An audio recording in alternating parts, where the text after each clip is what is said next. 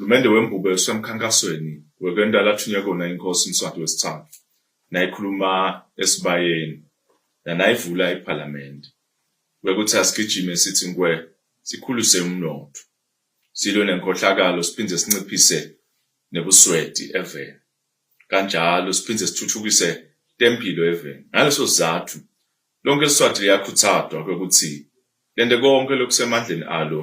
ukukhulisa umkhiqizo walapha lisebenza khona nekhulisa umkhiqizo lapho liqashwe khona onke emaswati ayakhuthazwa ukuthi ngabambisane nebaqashi kanjalo nebaqashi bayakhuthazwa ukuthi baphathe kahle tisebendi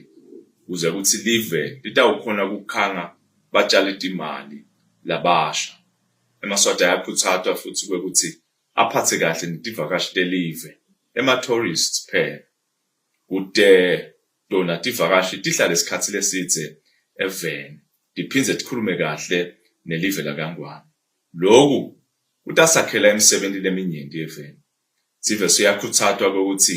sibambisane sibe munye ekuthuthukiseni lelive nekulwa nebusweti kude umuntu longasithuthukisela lelive ngaphandle ukuthi sithi thuthukise thina siyabonga